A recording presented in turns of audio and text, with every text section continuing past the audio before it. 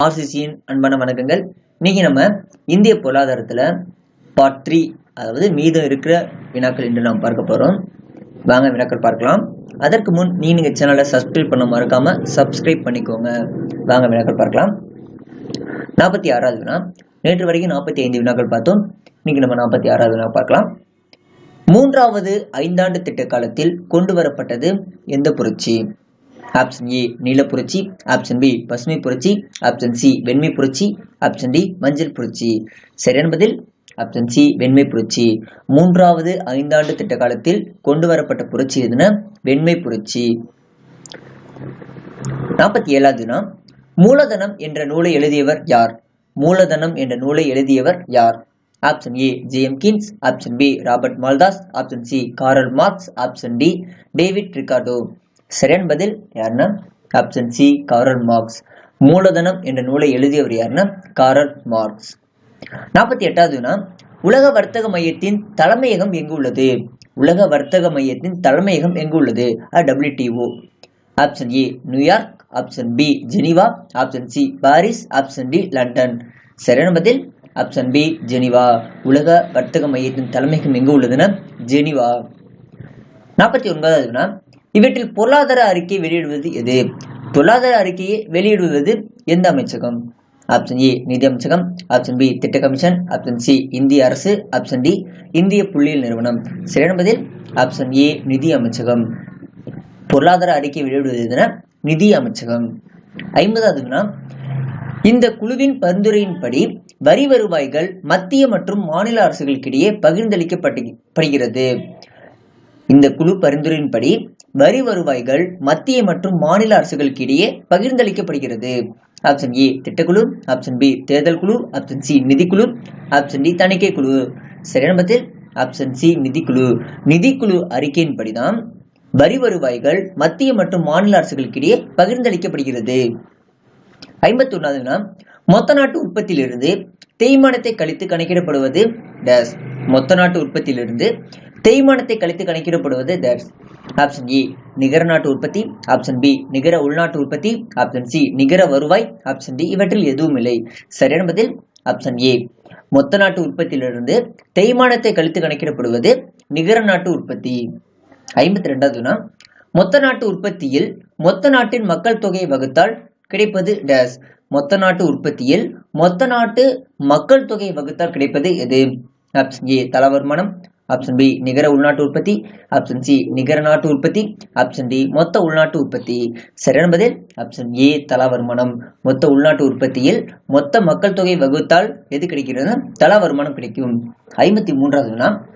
முதல் ஐந்தாண்டு திட்டம் எந்த ஆண்டு தொடங்கப்பட்டது? Option A 1948, option B 1951, option C 1956, option D 1960. சரியான பதில் ஆப்ஷன் பி 1951. 54வது வினா. உலக நுகர்வோர் தினம் என்று அனுசரிக்கப்படுகிறது? உலக நுகர்வோர் தினம் என்று அனுசரிக்கப்படுகிறது. Option A March 15, option B March 16, option C March 31, option D April 8. சரியான பதில் ஆப்ஷன் ஏ மார்ச் 15. உலக நுகர்வோர் தினம் என்று அனுசரிக்கப்படுகிறதுனா மார்ச் 15. 55வது வினா. திட்ட விடுமுறை காலம் எந்த ஆண்டு முதல் எந்த ஆண்டு?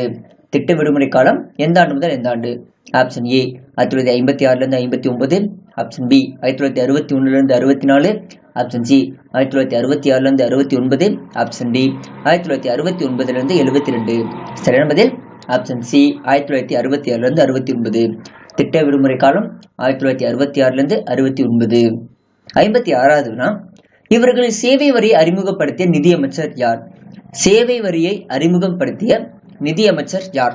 ஆப்ஷன் ஏ மன்மோகன் Singh, option B Chidambaram, option C Pranab Mukherjee, option D Arun Jaitley. சரியான பதில் யாருன்னா ஆப்ஷன் பி சிதம்பரம். சிதம்பரம் தான் சேவை வரியை அறிமுகம் செய்த நிதியமைச்சர் ஆவார். 57வது வினா. சுவாமிநாதன் கமிட்டி எந்த ஆண்டு தொடங்கப்பட்டது? சுவாமிநாதன் கமிட்டி எந்த ஆண்டு தொடங்கப்பட்டது? Option A 1991, option B 1992, option C 1993, option D 1994. சரியான பதில் என்னன்னா ஆப்ஷன் டி. சுவாமிநாதன் கமிட்டி 1994ஆம் ஆண்டு தொடங்கப்பட்டது. 54வது வினா. சுவாமிநாதன் கமிட்டியுடன் தொடர்புடையது? சுவாமிநாதன் கமிட்டியுடன் தொடர்புடையது எது? ஆப்ஷன் ஏ வங்கி சீரமைப்பு, ஆப்ஷன் பி புதிய மக்கள் தொகை கொள்கை, ஆப்ஷன் சி மறைமுக வரிகள், ஆப்ஷன் டி இன்சூரன்ஸ் துறைகள். சரியான பதில் ஆப்ஷன் பி புதிய மக்கள் தொகை கொள்கை. சுவாமிநாதன் கமிட்டியுடன் தொடர்புடையதுன்னா புதிய மக்கள் தொகை கொள்கை. சுவாமிநாதன் கமிட்டி எந்த ஆண்டு அமைக்கப்பட்டதுன்னா 1994. அடுத்தது 59வது யுனிசெஃப் எந்த ஆண்டு அமைக்கப்பட்டது? யுனிசெஃப் எந்த ஆண்டு நிறுவப்பட்டது? Option A 1946, option B 1949, option C 1954, option D 1956. சரியான பதில் ஆப்ஷன் பி 1949. யுனிசெஃப் எந்த ஆண்டு நிறுவப்பட்டதுன்னா 1949. 60வது வரிகளின் அடிப்படை கொள்கைகள் வகுத்தவர் யார்? வரிகளின் அடிப்படை கொள்கைகளை வகுத்தவர் யார்? Option A Adam Smith, option B Albert Marshall, option C JM Keynes, option D Malthus. சரியான பதில் option JM Keynes. Option C JM Keynes. வரிகளின் அடிப்படை கொள்கைகளை வகுத்தவர் ஜேஎம் கீன்ஸ். 61வது இந்தியாவில் பொருளாதார திட்டத்தினை தோற்றுவித்த முன்னோடி யார்? இந்தியாவில் பொருளாதார திட்டத்தினை தோற்றுவித்த முன்னோடி யார்? Option A Jawaharlal Nehru, option B Sardar Vallabhbhai Patel, option C Visvesvaraya, option D Indira Gandhi. சரியான பதில் ஆப்ஷன் சி விஸ்வேஸ்வரய்யா. இந்தியாவில் பொருளாதார திட்டத்தினை தோற்றுவித்த முன்னோடி யாருன்னா விஸ்வேஸ்வரய்யா. 62வது இவற்றில் இந்திய பொருளாதாரத்தின் முதன்மை துறை எது? கீழ்கண்டவற்றில் இந்திய பொருளாதாரத்தின் முதன்மை துறை எது? ஆப்ஷன் ஏ விவசாயம், ஆப்ஷன் பி தொழில், ஆப்ஷன் சி அந்நிய வாணிபம், ஆப்ஷன் டி வங்கித்துறை. சரியான பதில் ஆப்ஷன் ஏ விவசாயம். 63வது திட்டமிட்ட இந்திய பொருளாதாரம் என்ற நூலின் ஆசிரியர் யார்? திட்டமிட்ட இந்திய பொருளாதாரம் என்ற நூலின் ஆசிரியர் யார்? Option A Morarji Desai, option B Jawaharlal Nehru, option C CN Visvesvaraya, option D Robert Malthus. சரியான பதில் ஆப்ஷன் சி என் விஸ்வேஸ்வரய்யா. திட்டமிட்ட இந்திய பொருளாதாரம் என்ற நூலின் ஆசிரியர் யாருன்னா என் விஸ்வேஸ்வரய்யா. 64வது இந்துஸ்தான் கப்பல் கட்டுத்தளம் எங்கு அமைந்துள்ளது? இந்துஸ்தான் கப்பல் கட்டுத்தளம் எங்கு அமைந்துள்ளது? Option A Visakhapatnam, option B Mumbai, option C Kochi, option D Chennai. சரியான பதில் ஆப்ஷன் ஏ விசாகப்பட்டினம். 65வது பூமிதான இயக்கத்தை தொடங்கியவர் யார்? பூமிதான இயக்கத்தை தொடங்கியவர் யார்? Option A Jayaprakash Narayanan, option B Jawaharlal Nehru, option C Acharya Vinoba Bhave, option D doctor Rajendra Prasad. சரியான பதில் ஆப்ஷன் சி ஆச்சாரிய வினோபாவே. பூமிதான இயக்கத்தை தொடங்கியவர் யாருன்னா ஆச்சாரிய வினோபாவே. 66வது இந்தியா முதலாக எந்த ஆண்டு செயற்கைக்கோளை விண்ணில் ஏவியது? இந்தியா முதலாக எந்த ஆண்டு செயற்கைக்கோளை விண்ணில் ஏவியது? Option A 1975, option B 1976, option C 1977, option D 1979. சரியான பதில் ஆப்ஷன் ஏ 1975. இந்தியா 1975ஆம் ஆண்டு தான் முதலாக செயற்கைக்கோளை விண்ணில் ஏவியது.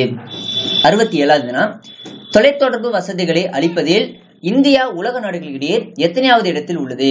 ஆப்ஷன் ஏ 5வது, ஆப்ஷன் பி 6வது, ஆப்ஷன் சி 8வது, ஆப்ஷன் டி 10வது. சரியான பதில் ஆப்ஷன் டி 10வது. தொலைத்தொடர்பு வசதிகளை அளிப்பதில் இந்தியா உலக நாடுகளிடையே 10வது இடத்தில் உள்ளது. 68வது இவற்றில் பொருளாதார சீர்திருத்தத்தில் குறிப்பிடத்தக்க அம்சம் டேஸ். இவற்றில் பொருளாதார சீர்திருத்தத்தில் குறிப்பிடத்தக்க அம்சம் எது?